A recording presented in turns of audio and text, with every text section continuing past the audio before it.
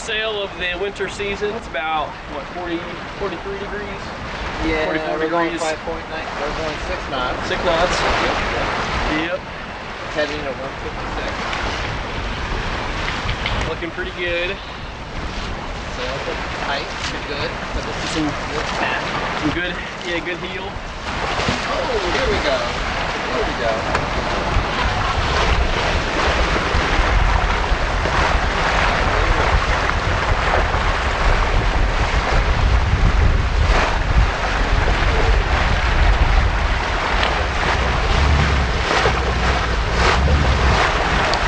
Yeah, we got some good weight back there. Yeah, we're moving. What are we hitting for?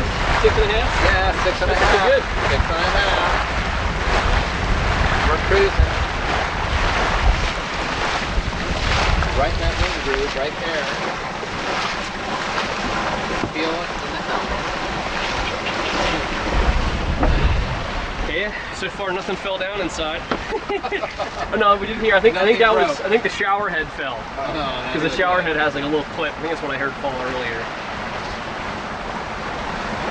Looking good. Yeah, pretty solid day. I'd run the reef lines through, but unfortunately the one's too short, and the other guide line, which is the thin thing you see dangling there, that snapped on the way up since it wasn't designed to be full length. So.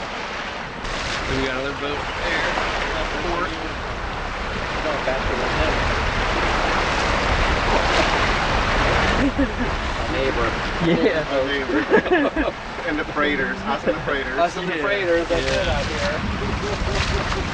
God, I guess we're out here. What is it, January 16th? What is it? Yeah, I think so. Yeah, 16th. January 16th. Saturday.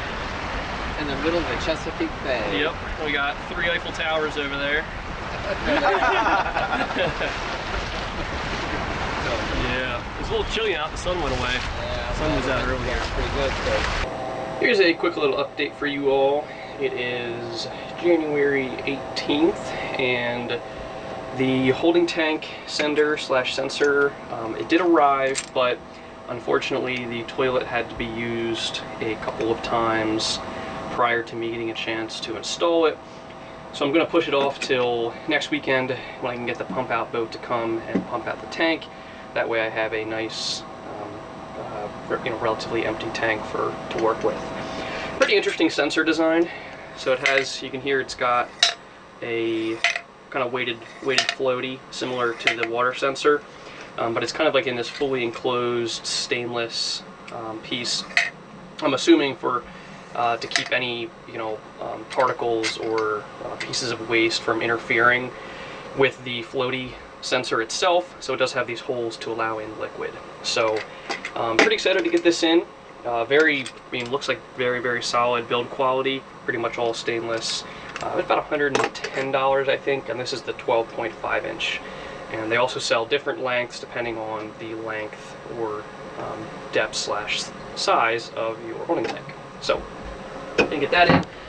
While my dad was here, I forgot to film, but he did bring a grill propane tank from his grill back at home, and we were able to troubleshoot the propane stove/oven.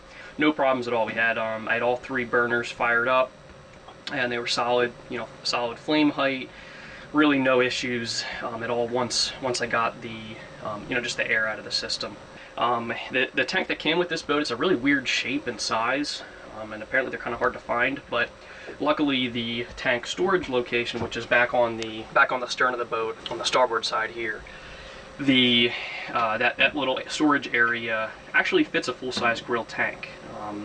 So it only fits one of those, but it does fit. So I'm probably going to head to one of the propane stores, I don't know, in the next couple of days, just pick up a fresh tank and then figure out how to dispose of the old one, since, tanks aren't that expensive, and it's probably more of a pain to get a new nozzle head put on that tank than it is to just, get a new one that has a larger capacity anyway. Okay, it is January 19th. I just got back from work. It's about 6 p.m.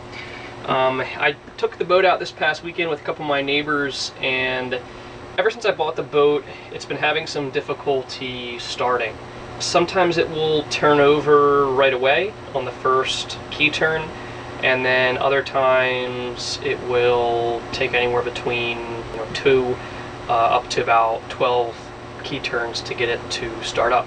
But my theory, because a lot of times when I turn the key, nothing happens, I don't get any low battery alarms, so there isn't any drain on the battery occurring. Plus the fact that the boat came with a brand new starter, still in the box in the closet, leads me to believe that the starter is the main source of the problem. For whatever reason, it just doesn't like to turn over, doesn't like to turn the engine over.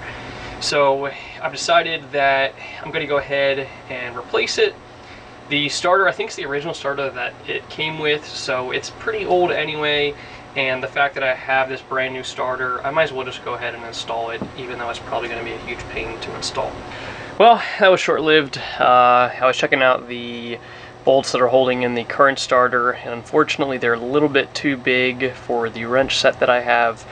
So I'm going to have to head to the Lowe's tomorrow and pick up either a different size adjustable wrench so I can actually get in there, or if I can determine exactly what size bolt it is, I can get the exact size wrench for it. So I got a couple of goodies. I got those 12-volt DC sockets that I mentioned. I got the 12-volt fan, which I need to mount in the bathroom. I also have this Permatex Forma gasket sealant, number 2. This is pretty highly recommended for forming gaskets or sealing things specifically around gasoline, oil, and diesel. So I'm going to use this to seal up the sensor for my diesel tank. Also got some hair stuff. That's personal, not boat stuff. I did need to purchase some wire. My plan is to eventually get that 20-watt solar panel hooked up just to, help top off the battery and things while we're out sailing. So I decided to get some marine-grade UV-resistant cable for it. So just purchased some of that, figured I'd try it out. And then down in the big box there should be the electric conversion kit for my toilet. So that's very exciting. Super excited to start working on this. So I think I'm going to take a little bit of time to think about what I want to start tonight, since it's already about 6:30 p.m. and I want to make sure I have a working toilet tomorrow morning. So I might hold off on this, might focus on some of the other things for now, but let me take 5 minutes here to gather my thoughts and figure out what I want to do. Well, I came to the conclusion that really no matter what I decided to work on, I kind of needed to get some 12-volt up in the bathroom so that I can either hook the electric head into it, which turns out it uses a lot more power than I thought it does. It's actually rated for 174 watts. It's a little bit under, I guess, 15 amps. So because of that, I'm trying to run my own dedicated power cable back towards the bathroom. Head. So coming back here, I do have the 12-volt for the lights, but that is split amongst all of the other lights throughout the aft cabin and everything back here, and that's only rated for 15 amps total. So I really should not piggyback off of that, especially the wire gauge probably isn't very thick. So what I did was I was looking to try to find any source of wiring conduit. Unfortunately, I really could not find any. The closest thing I could get is up in here. I think that PVC pipe runs wire, but it is sealed, so I can't access it and I don't want to cut into it. So what I've done is I've actually passed through some of that marine grade wire. I believe it's either 14 gauge or 12 gauge. And yeah, it's 14 gauge, you see right there. I have now passed it through this wall, up through kind of this fiberglass piece here, and have it staged, ready to go kind of down into the panel somewhere. So I'll probably put it on the spare, either that or I believe the windlass isn't being used because I don't have a windlass. Or potentially something else. I think that's all I have available. Oh, GPS right now isn't actually hooked up to the GPS, so I might be able to put it on that. GPS piggybacks off of the instrument switch, which is down here. Well, that was one of the world's most frustrating things I think I've ever done in my entire life. I learned that it's always a good idea to untangle / uncurl the cable before trying to run it, because it's an absolute pain in the ass to try to get it so that it's not all coiled and twisted, you know, like this here, while you're trying to run it, and it's nice and flat like that.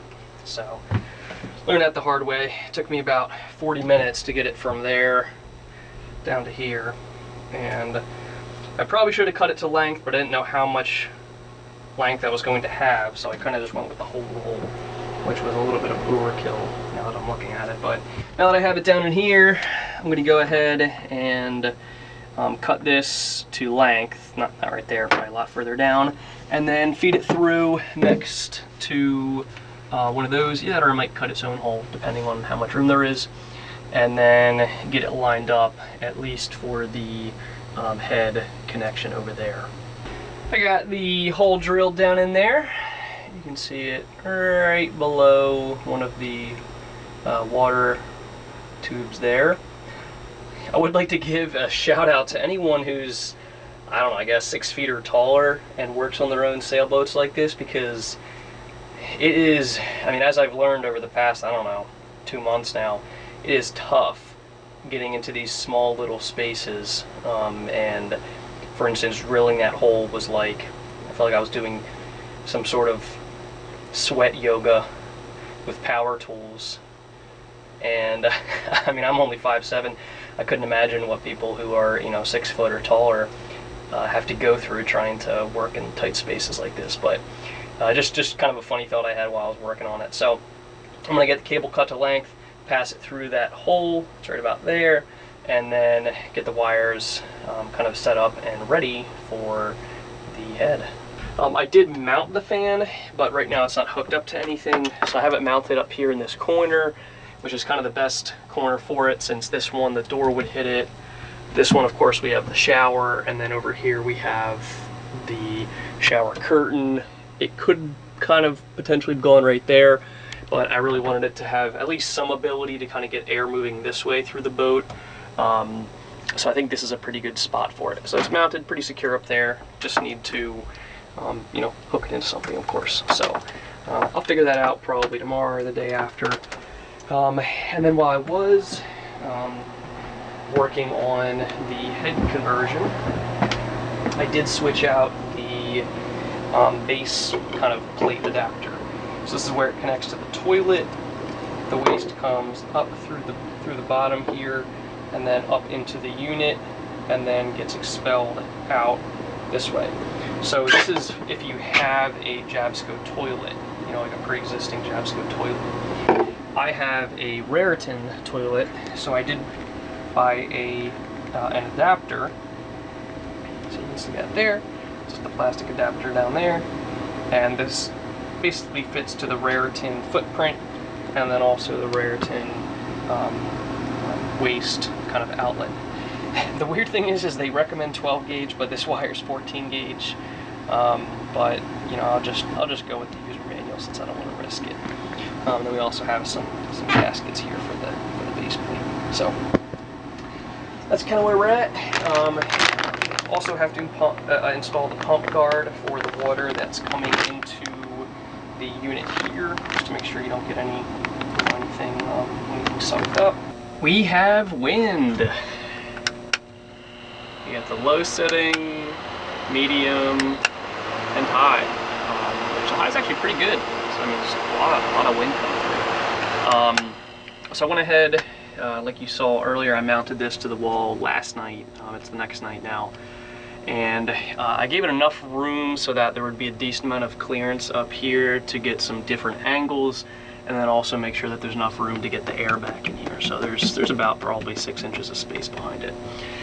So in terms of wiring, what I did was I ran the wire down this way, and I'm going to have a little bit cleaner of an install get this kind of tucked away up in here a little bit, kind of out of sight to an extent. And then I actually ran it kind of back behind here through the vanity, and it runs back there, which is a little hard to see. And it actually comes out into this area. It was unfortunately just a little bit too short, so I had to use a little bit of wire here to bridge it. So what I did was I cut the cable that connects actually to this light here, the overhead bathroom light. And you can see I took the covers off because at first I thought I could access the wiring from up here, but that was way too difficult. So I went this route, and you can see I basically used kind of a little bit of an extension here, and I actually was able to use the new heat shrink glue and solder all-in-one connectors here. So I used the blue ones, and basically I had 2 wires on one side, 1 on the other. So we're looking pretty good there. Hey, how's it going? I unfortunately ran out of battery for my camera while I was in the middle of installing a 12-volt socket in the bedroom. I decided to get the hole drilled at first and was going to start filming, but unfortunately the batteries were dead. So I didn't really want to waste too much time waiting for the camera to recharge, since I kind of have a lot of projects going on. But I do want to show you the end result. So we now have a working 12-volt receptacle right here next to the bed. So for instance, if I wanted a different charger or something else, I could hook it in like that. So this will be nice so that we can charge our phones and any other, small devices here while we're in bed and anchored. So this runs directly back to the battery. It actually connects through the lighting circuit. So it's independent of this switch, of course, because that would not be good. Then the lights would be on while you're charging your phone at night. But I was considering running my own power cable, since I'd like to also charge my laptops off this, which that would pull about 60 watts. But when I thought about how all of these lights have now been switched to LED, and we basically have a full 15 amp breaker for the lighting, but in reality I'm probably using, on this lighting breaker, that's 3, 6,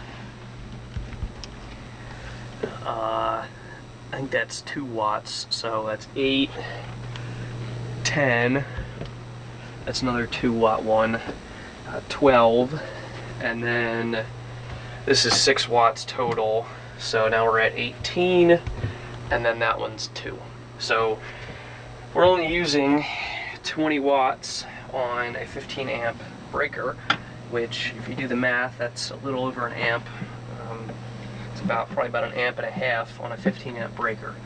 So I figure there's no reason running its own dedicated cable when we're barely even using about 10% of the breaker. I'll just put it on that and not have to worry about running a whole cable. Well, would you look at that? Someone came and installed the electric toilet conversion. I actually just finished up installing it, and I decided not to film because it was going to be pretty gross taking off the old pump system and putting on the new electric conversion. So rather than risk contaminating my camera, which I did contaminate my tools to an extent, and I had to wash those by hand, I decided to kind of just go for it. I still have that 14 gauge wire temporarily run through. The 12 gauge is coming tomorrow, but I just wanted to get it on there and do most of the kind of plumbing work. And then I kind of got to the point where I was like, well, the cable's already there, might as well just hook it up real quick, just test it out. And it definitely works really well. The only downfall, which some of you may know this, but for whatever reason, that thing is really loud. Like, I figured it was going to be kind of noisy because it does have an electric motor and it has to, break up the waste and everything. But this thing, like, literally sounds like a blender on, like, ice crush mode. Like, it is so loud. And I'll have to see what it sounds like in the bedroom when I have, you know, two people here to test out the sound, so you can turn it while someone else is in the bedroom. But it is really loud. I mean, it probably doesn't really do it justice on the camera, but I mean, it literally sounds like a blender, which it really is. I remember when I was putting it in, I saw the blades chop up all the waste, and I would definitely consider it a blender. I'll keep it for now. I don't think I would get this same unit again in the future if it came to it. I honestly would probably go back to a hand pump because it's just so aggressive and like it almost kind of hurts my ears, it's so loud. And I can't imagine what it's going to be like, you know, waking up in the morning and, you know, you're trying to take a shower and get ready and you just have that thing screaming at you. But kind of looking at what I did, basically I reused all this, you know, old tubing that came with the old unit. The only thing I did have to do was I had to cut the inlet and install that little strainer system there. So there is a strainer, since this is technically a pump and you don't want to damage it, so now it has a C strainer. The fuse is pretty cool. It comes in like this little, waterproof kind of casing, 15 amp fuse, and these wires just run under there and then back to the circuit breaker. And I have it installed on the spare circuit breaker there, which is actually a 15 amp breaker. So it's perfect size for it. Some of the other ones I was looking at were 10 back there, but it's perfect that it was 15, and it definitely goes up the full 15. I used the camera, my cell phone camera, when I went in there to check what the amperage was, and it goes straight up to about 20 amps when it's resting at 5. So uses the full 14.5 amps or so. But I mean, it will be nice not have to worry about pumping, and I no longer have to worry about it leaking, which is really the biggest thing. But like I said, if ever came to it, I probably would either get one of those kind of quiet flush entire systems, or I would go with just another standard manual pump.